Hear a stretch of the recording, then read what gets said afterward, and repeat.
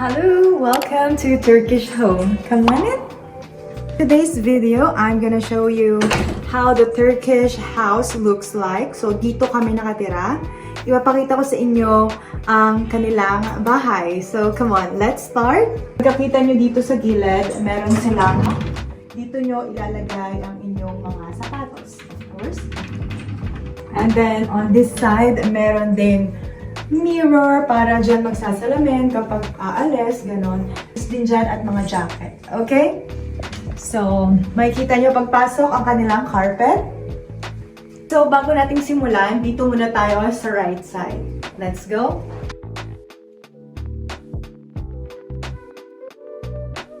Ito ang kanilang kitchen.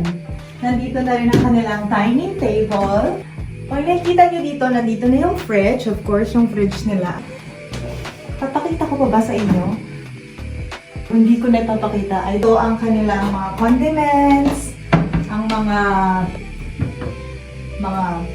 like that. Alam mo yun? And then mga plates dito. At ito ang kanilang washing. Sa Pilipinas, wala kaming ganito. So, dito ko na lang naranasan magkaroon yan. Plates din to. Mga, yan, magagandang plates. Ni Abla. At ito ang kanilang lutuan. Meron siyang oven.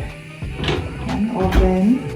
Ito, kung nakikita nyo, ito pala ang tinatawag nilang chai danlag.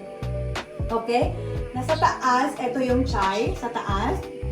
And sa baba is water. Ka-open siya ngayon kasi inom kami ng chai later. Ang kanilang view dito sa taas.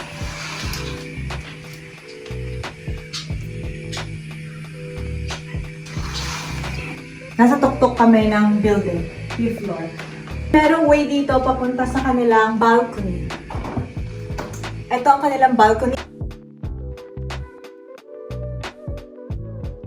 Doon din namin tinatambak ang aming mga ganyan.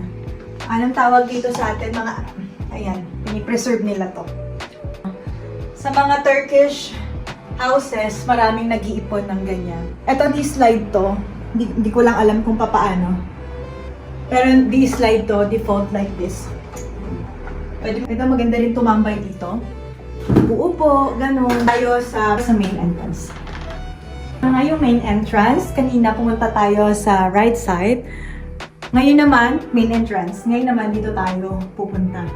Welcome to their living room.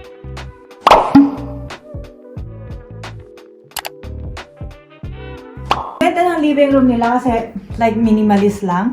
And then, ayan. Kapag may mga bisita, naglalagay kami ng cover para hindi ganun masira yung sofa.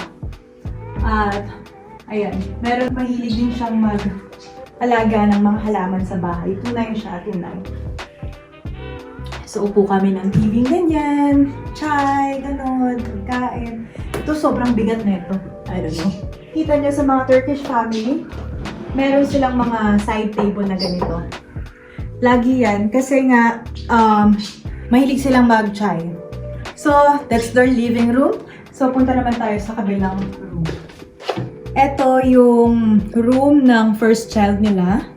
At I don't know kung i-allow ba nila akong videohan, pero I think yung side lang, ganyan lang, papakita ko. Ito yung first room at normal room lang ng mga girls. Ganyan, pink ng kulay, tapos ganyan. Ito yung, ano niya, may ano siya dito. May makeup yun. And then, ito ang kanilang toilet. Toilet ng lahat, pero meron sa master bedroom din. So, ito lang ang kanilang toilet. Hindi ko na rin ipapakita. Merong shower doon. At ito yung kanilang. Ayan. Then, so, ayoko nang pasukin pa. Side, ito yung kwarto ng second child nila. Pero ngayon, na nandito kami, dito kami nag-i-stay. Oh, sa master bedroom, ayoko na rin ipakita sa inyo, aray. Kasi privacy na nga ng may-ari. Hanggang dito lang tayo. Pero meron siyang queen bed and may toilet din sa loob at malaking malaking wardrobe. So, decide kung nakikita nyo may mga, ang tawag dito, cabinet. Ito kasi, lagayan talaga to ng dryer. Pero ngayon, wala na silang dryer. So, nilagay na lang namin yung kanilang mga kuwot-kuwot dito. Okay, para naman magamit. Dito yung kanilang washing. Nandito naman ang kanilang wet wipes, mga sabon, at tissue. Oh, by the way, before I forgot, ito ang kanilang heater. Come on, let's go up.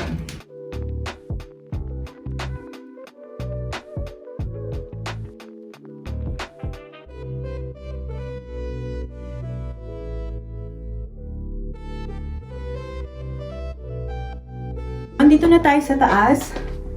Dito kami tumatambay kapag winter. Ayan. Pag yung soba, kapag winter, sinisindihan din namin to. Ito ang aming heater. Napaka-the best na ito. Nilalagyan yan sa loob ng mga kahoy, tapos lumalabas yung usok dito sa labas. Yan. Tapos dito rin kami nag-iinit ng aming mga chai, ganon. Minsan mga chestnut. I forgot pa sa ganon.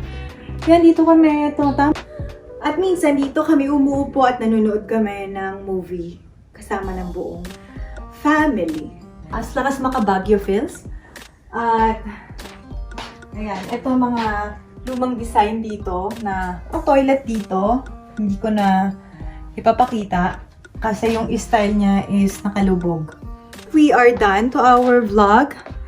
Ayun, yun yung kanilang Turkish house. Okay? Sa magtatanong kung saan ako naka-stay, dito pa ako naka-stay sa kapatid ng partner ko at ito talaga is kanilang bahay. Hindi na po nila binabayaran.